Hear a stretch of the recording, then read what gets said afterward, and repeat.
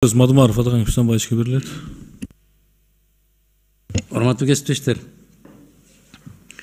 ушу мезгилге чейин мен жана түшкө чейин эле айттым эле, өкмөттү ушу мыйзам долбоорлорун колдоо боюнча бүтүн Кыргызстан мыйзамдарды жакшыртуу гана позициясында сын пикир айтып келет. Мыйзамдарды колдоо боюнча бизде эч кандай маселе жок деп. Мына ушуга далил катары айтайын. Бирок кредит деген жерде, карыз деген жерде биз караманча каршы турабыз. Бул бюджетти колдоого деп айтылып аткан кредит.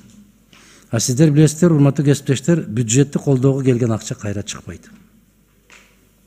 Бул кетет. Мына программасында турат, пенсияны көтөрүү үчүн жана айлык акыларын көтөрүү үчүн 30%га чейин көтөрүү үчүн деп. Мындай кылбайлыбы, Руслан мырза? Өткөндө айттым эле, дагы айталайм. Биз кыргыз элибизге кайрылбайлыбы? Ушул небере чеберелердин атынан бүгүн пенсия алганыбызды токтотолу десе, биздин абышкалар макул дейт. Биз ошол небере чеберелердин эсебинен бүгүн тайраңдап жашаганды токтотолу десек, алар макул дейт. Ушу карыз алганды токтотпойсуңарбы? Мен түшүнбөй калдым. Өткөндө эле чоң залга келип, Акыл Жапаровду карап отурсаң, айланайын, тимеле космоско чыгып баратабыз, бизди токтотоор киши жок болуп атат. Бүт баягы эмнесин көрсөтүп берди, динамикасын. Канчага өсүп атканыбыз. Бул кандай бул? Кагазда аябай катуу өсүп атасыңар. Анан улам казынабызды колдоого деп карыз сурап атасыңар. Бул не деген? Түшүнбөйм логиканы. Алахан Кимсанбаевич, бюджетти колдоо боюнча бул быйыл эле келген жок. Бул деген 92-жылдан бери эле бюджетти колдоо алынып атат. Буга чейин депутаттар баардыгы эле колдоп жүрүшкөн. Себеп дегенде бюджетти колдоонун тармактары болуш керек. Себеп дегенде сиз айтып атпайсызбы, кредитти албаш керекпиз. Кредитти менин оюмча алыш керекпиз. Карыз албаш керек дейм, кредит эмес, карыз. Жок, кредит деп айттыңыз, Атаган Кимсанбаевич. Болсо баягы улуп атат, эл угуп атат, сиз да карап көрсөңүз болот, сиз кредит деп айттыңыз. Карыз. Бирок кредитти алыш керекпиз. Атаган Кимсанбаевич, кредитти деген алып туруп, ушул натыйжалуулугун, эффективдүүлүгүн караш керекпиз. Себеп дегенде биз ушул экономиканы өстүрүш үчүн кредит менен эле өстүрөбүз. Өзүбүздүн биздин баягы кум-төр болобу, биздин природный ресурсы ошолор менен өстүрүш керекпиз. Экономика менен, IT технологиялар менен өстүрүш керекпиз. Кредитти алып туруп, мунун мультипликативдик эффект деген өзүңүз билесиз, билбесеңиз, бул жалпы маалыматтар боюнча 1 сом салып туруп, 3 сом, 5 сом келгенде болсун. Ошого биз өндүрүшкө, Атаган Кимсанбаевич, биз деген себеп дегенде сиз кредитке албаш керекпиз дейт. Өнүккөн мамлекетте сөзгө жармашпадайын, мындай кылчы. Жок, мен бир токто, айттың, түшүндүм. Мен айтып атам, казынаны колдоого карыз деп жазып атасыңар. Казынаны колдоого. Мен казынага келген акча кайра кайтпайт деп атам мен. Кредит деп сөз мындай бир илинип кетсе керек да тилиме. Силер карыз алып атасыңар. Ушу карыз алганды токтотпойсуңарбы деп атам мен. Небере чеберлердин эсебинен бүгүн тайраңдап жашаганды токтотпойлубу? Мына жерде жазып атпайсыңарбы силер? Социалдык жактан калкты коргоону күчөтүшүбүз керек. Ал үчүн 22 миллион доллар керек деп атасыңар. Урматтуу кесиптештер, бүгүн ушундай саясат жүрүп атат. Бир канча күндүк, канча жылдык мөөнөтүм калды, карызды ала берейин, элге жакшы көрүнө берейин, айлыгын көтөрө берейин, пенсиясын көтөрө берейин. Андан кийин мен кеткенден кийин сууга чөгүп кетсең дагы баары бир деген принцип кетип баратат. Идеология ошондой болуп калды. После меня хоть потоп деген. Сиз айттыңызчы, соңку биз жогорку кеңеш жумушту баштаганыбыздан баштап, ушул 10 айдын ичинде канча карыз алдык? Карызыбыздын алганыбыз 11 миллиардтан ашык, 12 миллиард долларга чейин. Анын ичинен 7,5 миллиардка жакын кредит болчу, калгандары грант.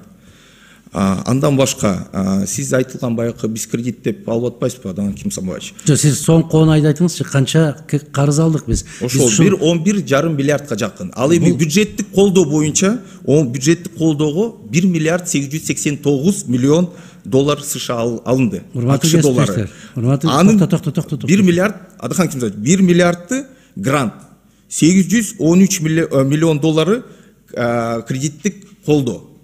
Бул ошондо 813 миллион бул деген кредит. Калгандары 1 миллиардтан ашык бул грант алынган. Анан сиз айтып атпайсызбы, биз албаш керекпиз кредит менен баягы карыз болобу? 50 миллион Азия өнүктүрүү банкы азыр жарымын кредит катары, жарымын грант катары берилип атат. Буга чейин дүйнөлүк банктар Руслан. Адаханким Самбаевич, мен ошо эми коом карап турат, ушуну айтыш керекпиз, айтып бериш керекпиз. Коомго силерде КТРиңар бар, айта бересиңер, эртеден кечке сайрап атасыңар КТР менен ЛТРден. Жетишесиңер силер сайрап. Муну ол жерде жок дегенде калп сүйлөбөсүңөр дейм да мен. Муну ол жерде жок дегенде ошол жерде калп айтпасаңар. Мына кесиптештердин эсинде бар. Ар бир карыз алган сайын бармагыбызды басып, колубузду көтөрүп колдоп берип атабыз. Мен теңирден тескери каршы чыгып атам.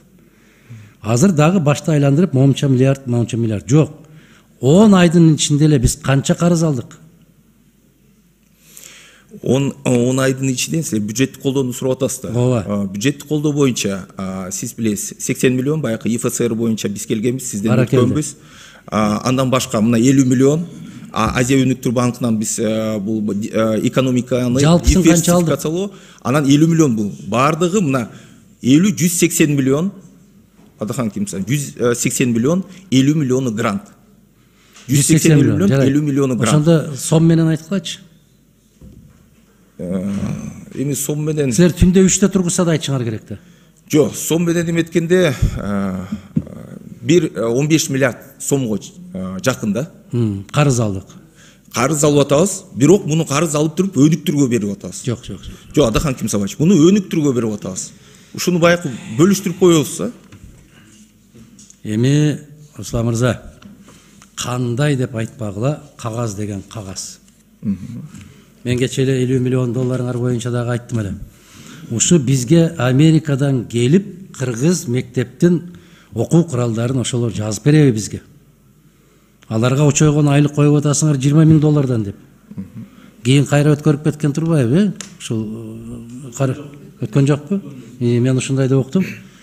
Ушундай карыздардын бизге кажети барбы деген маселе кетип бартат. 2 жылдын ичинде канча карыз алдык кыргыз? Кайда жумшадык? Кайсы өндүрүш пайда болду? Не деген завод пайда болду? Ушул жөнүндө кетип барды. Мультипликативдүү эффект дегенди мага Руслан мырза, сиз мектепте окуп жүргөндө дагы каржы министрлери ушул жерде туруп бизге окутуп келген. Биз аны аябай жакшы билебиз. Алардын айтканы боюнча жашаганыбызда азыр биз кеминде дүйнөнүн 15 өнүккөн өлкөсүнө кирип кетмекпиз. Мен кесиптештерге гана кайрылам, силерге кайрыла турган пикирим жок, пикирим өзүм сунушумда айттым. Урматтуу кесиптештер, биз кийинки муундун алдында жүзүбүз кызарбасын. Биз ушу карыз алганды токтотолу. Мен караманча каршы болом, каршы добуш берем. Рахмат. Уруксат болсо. Уруксат жок, Руслан Сатылганович. Байтан бери сүйлөдүңүз, болду, токтотуңуз.